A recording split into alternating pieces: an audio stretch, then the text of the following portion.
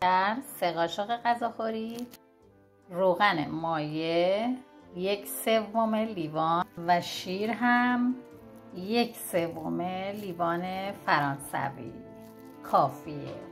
مواد این تو همه رو مخلوط کردیم و میذاریم چند دقیقه خمیر مایع استراحت کنه و کاملا آماده بشه برای اینکه آرد رو اضافه کنیم. آردم 2.5 پیمانه لازم داریم. این مواد برای خمیر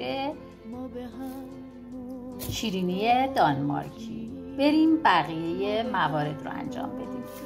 یه دونه تخم مرغی رو که باید اضافه کنیم هم میزنیم و به موادمون اضافه میکنیم. اینم تخم مرغمون اضافه میکنیم به موادمون. خب بعد تخم مرغ رو با مواد هم میزنیم تا حسابی مخلوط بشه. حین آشپزی یه دمنوش هم بخوریم بد نیست. حالا نوبتی هم باشه نوبت آردمونه. بریم بقیه مواد. آرد و الک میکنیم برای اینکه بافت شیرینیمون عالی و نرم بشه. اینم از آردمون. قبل اینکه هم زدن رو انجام بدیم باید زعفرون هم یه خورده بهش اضافه کنیم که رنگ شیرینیمون خوشگل بشه. مواد رو باید ورز بدیم تا حسابی اون حالت چسبندگیش از بین بره. بعد از اینکه ورز دادیم 2 ساعت تا 3 ساعت میذاریم مواد کیکمون خمیر استراحت کنه. بعدش باز با هم دیگه میایم برای ادامه کارمون.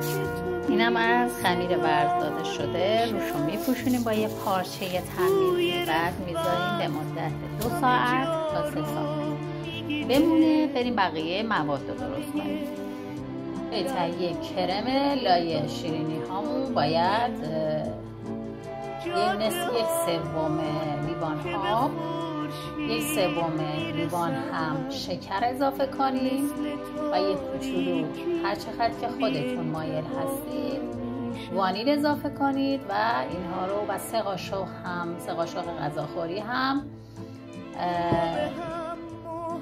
3 قاشق غذاخوری هم بهش آرد اضافه میکنه و اینا رو اجاق گاز هم میزنیم تا اون غلظت کرم به دست بیاد. اینم کرم لایه شیرینیمون هم میزنیم تا اون آردمون از گوله بودن در بیاد. اینم از شربت شکر 1/3 پیمانه، آب هم 1/3 پیمانه همون لیوانای فرانسوی و زعفرون هم به هر اندازه که مایل بودید میتونید اضافه کنید. 1 قاشق غذاخوری یا 1 قاشق چای خوری. الان میخوام ببینید چقدر استراحت کرده حسابی. به این صورت خمیر رو با بردن باز میکنیم. بقیهش رو کرمش رو میذاریم لاش و رول میکنیم. به این صورت ببینید